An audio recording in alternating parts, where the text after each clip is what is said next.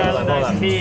Go. What are you making? So here we're doing the Big Island iced tea. This is Ohana's version of the Long Island iced tea. Alright. We're gonna do a little rum, a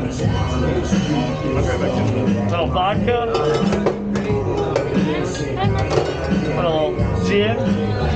Damn, everything's in there. A little triple sec. So you're gonna get all the booze of a regular Long Island iced tea. And we're gonna throw in a little passion orange guava, a little Sprite, and a little of our finest mango puree. Nice.